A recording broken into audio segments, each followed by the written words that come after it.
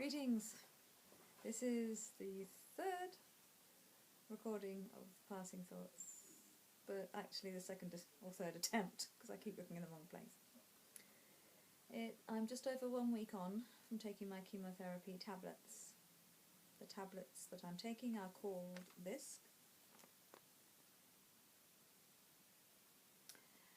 I show you that because I can't pronounce it myself.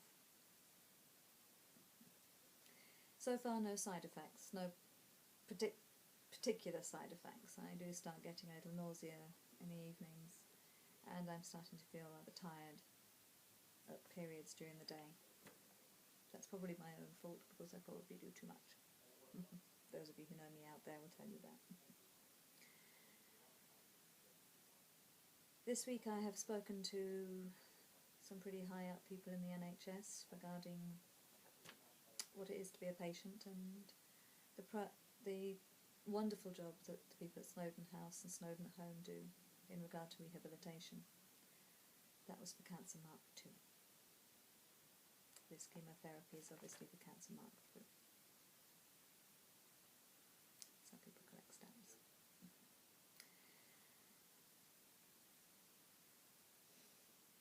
This week it was a privilege to actually do that meeting. I was in a conference with 2 or 3 other people, and they asked me lots of questions.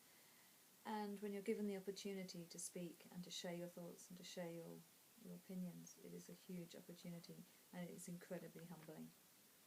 Because you're not speaking for yourself, you're speaking on behalf of those people who are both going through treatment and those who have since passed away. So it is an incredible privilege. What I also want to say is that this week has also been a week of telling friends the news and seeing that look, that, as you say, rabbit in headlights look of going from "Hi Gina" to "Oh my goodness, what do I say? How do I say it? What do I do?"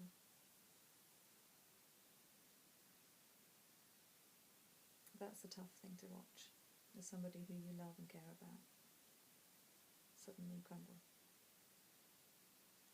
There aren't any words to say, as I said before. A friend of mine cried with me the other day. I held her in my arms as she cried, and that was a huge release for me, because I wanted and so needed somebody to cry and to actually see that flow of emotion that I knew is behind the eyes of so many people who I tell.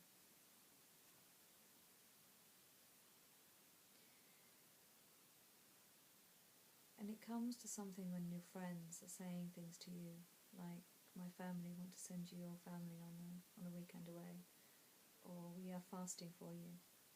I met a friend of mine the other day who I hadn't seen in 30 years.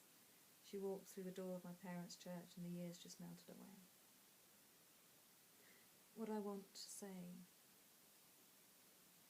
is that there are so many people who care for patients, but understand who the carer is for that particular patient. When you look out on a ward, this is for the students, obviously. When you look out on a ward, one particular patient's carer is their husband, another patient's carer is their daughter, another patient's carer is the carer that comes in 4 times a day for half an hour and then disappears. For somebody else, it's their granddaughter. When you're starting to discuss, when you're at the very beginning of the process of what could happen further down the line, you have to consider who the people are who are going to be caring for these people like me. I have the privilege of speaking to you. What I say, I guess, in this one is that it is a privilege to speak to you, not to pass on my knowledge, because that sounds so way out there, but simply have this opportunity to say, understand your patient, because the patient is just the drop in the ocean. It's everything else that spills out in the mill pond as to who that person is, who that person loves, not just the immediate family, but the friends, who they value in their life, what they value in their life. Not just their religion or their way of thinking, but what is individual to that patient. Understand that. And I understand that is a very rare thing to be able to do because you don't have the time. Because you're drowning in paperwork. But it just takes those few minutes, seconds, to find out. Ask a question. Who's important to you? Not just your next of kin, but who is important to you? What is important to you?